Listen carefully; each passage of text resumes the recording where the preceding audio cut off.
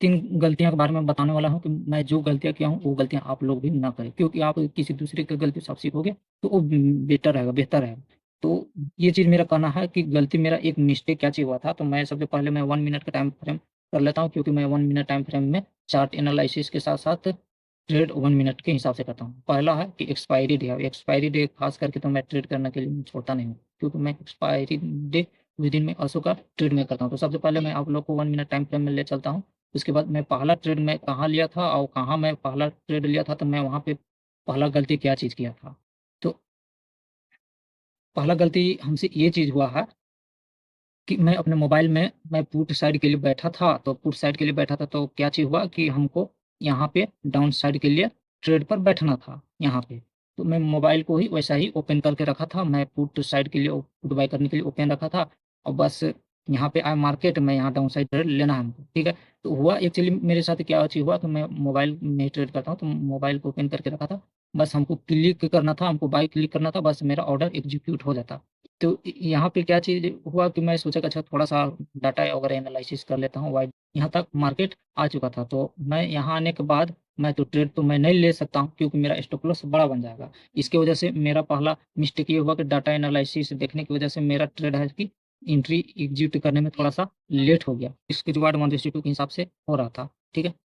200 के आस-पास मेरा प्रॉफ़िट वगैरह चल रहा था। तो जब मोबाइल में देखा कि अब जब मार्केट गिर रहा है, फिर भी मेरा स्क्रीन ग्रीन दिखा रहा है, मेरा तो रेड दिखना चाहिए था। तो फिर क्या चीज़ हुआ, जब हम देखे, अरे यार! मैंने तो कॉल साइड बाय करना था और मैंने बाय कर लिया पुट साइड।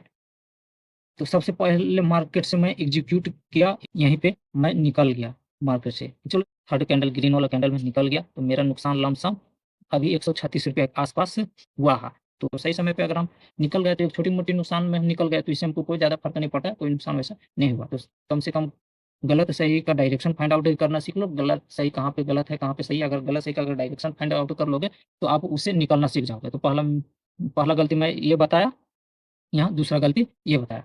अब इसके पीछे लॉजिक मेरा क्या था ट्रेड लेने के लिए, तो मैं आपको बता दिया, यहाँ से इधर गया, इधर एन पैटर्न अब इसका हाई को ब्रेक किया और डाटा भी बता रहा था कि बैंक साइड आने वाला है। तो रिस्क रिवार्ड रेशियो बढ़िया फ़ॉलो कर रहा था, रिस्क रिवार्ड 1:2 के आस-पास। तो सोचा कि चलो वो अपसाइड मार्केट जाने वाला है।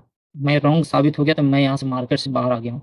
तो मैं प्रूफ़ के तौर पे मैं स्क्रीनशॉट लगा देंगे, जिसमें से आप लोग देख लीजिएगा। कितना लॉस किया हूँ, कितना प्रॉफ़िट किया हूँ, उसका लॉजिक भी बता देता हूँ और यहाँ पे ट्रेड लेने का भी मेन लॉजिक मेरा क्या था, मैं किस लॉजिक के हिसाब से मैं ट्रेड में एंट्री लिया था, एंट्री एग्ज़िट क्यों किया था, उसका लॉजिक भी बता दूँगा। और दूसरा मैं कुछ चार्ट के हिसाब से अगर टारगेट रखते हो, तो छोटा हो या बड़ा हो, चार्ट के हिसाब से आपको टारगेट बुक करना है। मेरा इसमें क्या गलती हुआ था, उसके बारे में मैं सबसे पहले बताता हूँ, ट्रेड लेने के पीछे। सबसे पहले यहाँ पे जो आप लोग देख रहे हो, छोटा स्क्रीन कर देता हूँ। यहाँ देखो ट्रेड लाइन में ऐसे ड्रॉ किया था, ठीक है? ठीक है?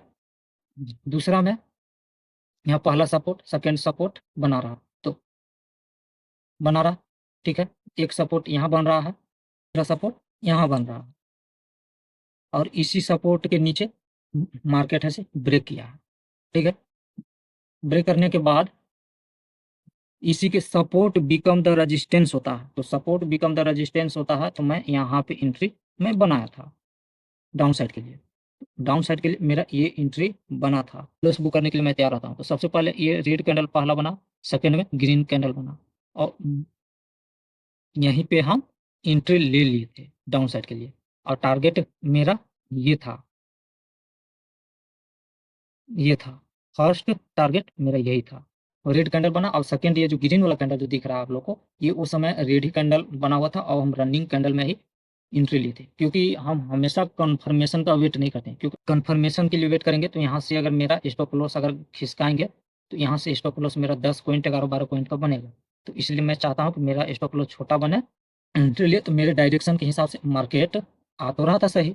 अब आने के बाद क्या हुआ कि इसमें कम से कम मेरा कैपिटल 800 के लमसम हमको लगा था, क्योंकि मैं स्क्रीनशॉट लगा देंगे तो उस पर आप लोग देख लीजिएगा कि कितना सपोर्ट टूटना चाहिए, उसके बाद ही मार्केट से निकलेंगे। मतलब मेरा टारगेट ये था कि कम से कम ₹800 कैपिटल मेरा लगा है, तो कम 500 के आसपास आ जाएगा तो अच्छा रहता, कम से कम उतना आ जाता तो ठीक था। तो लमसम इतना आने तक का हम वेट करें थोड़ा, कि कम से कम नीचे आ जाए, अच्छा रहे। मगर मार्केट क्या हुआ कि यहीं से सपोर्ट लिया और मार्केट ऊपर चला गया। मार्केट यहीं से है कि ऊपर चला गया।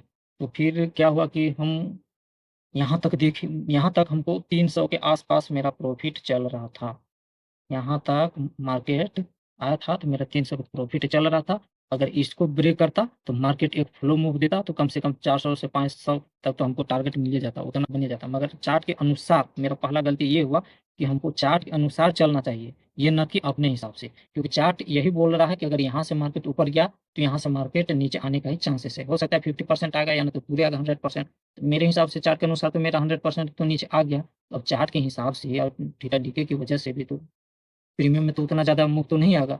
तो सबसे बड़ा जो गलती मेरा तीसरा था, यही सबसे बड़ा गलती था कि चार्ट के अनुसार हमको 1:2 का रिस्क रिवार्ड के अनुसार हमको टारगेट दिया था। अब चार्ट के अनुसार रिस्क रिवार्ड रेशियो के हिसाब से आपका 10 पॉइंट टारगेट मिल रहा है कि 5 पॉइंट मिल रहा है, 3 पॉइंट मिल रहा है, 2 पॉइंट मिल रहा है, वो डज़न्ट मैटर है, वो अलग चीज़ होगी, अलग बात हो गया। तो चार्ट के हिसाब से आपको टारगेट मिला है तो उसी के हिसाब से आपको जो बनता है, वो चीज़ आपको वो करना है। सबसे पहले ये चीज़ है, यही सबसे बड़ा चीज़ मेरे साथ हुआ है, सबसे बड़ा गलती यही मैं किया हूँ। ये गलती हमको नहीं करनी चाहिए था, चार्ट के हिसाब से हमको टारगेट दिया, जो दिया हमको मार्केट से ले लेना चाहिए था। पर आप सोचो ₹800 लगाए हो, ₹500 ले रहे हो, तो सोचो यार 50% से भी तुम ज़्यादा ले रहे हो, कहने का मतलब। तो वही चीज़ है कि इतना भी लालची मत बनना चाहिए, नहीं होना चाहिए। ₹800 लगा के अगर ₹300 भी बन रहा है, तो वो खराब नहीं है दोस्त, ठीक ना? क्योंकि आप कम से कम हमको 15 मिनट के अंदर 10 मिनट में अगर ₹300 अगर मिल जा रहा है, घर बैठे आसानी से कमा दे रहे हैं, तो यार हम लोग वो चीज़ हँसी-खुशी हम लोग एक्सेप्ट क्यों नहीं कर पाते हैं? कम से कम हमको जो प्रॉफ़िट मिला चार्ट के अनुसार हमको लेना चाहिए, ठीक है? वही सबसे बड़ा चीज़ है, अगर चार्ट के हिसाब से अगर हमको टारगेट मिल जा रहा है, तो उतना ले लो। ये मत देखो कि 1:2 मिल गया है तो 1:3-4 भी मिलेगा। अरे मिलेगा या नहीं मिलेगा अलग चीज़ है। मगर 1:2 कम से कम हमेशा लेके चलो, कम से कम अपना प्रॉफ़िट वो करने का कोशिश करो।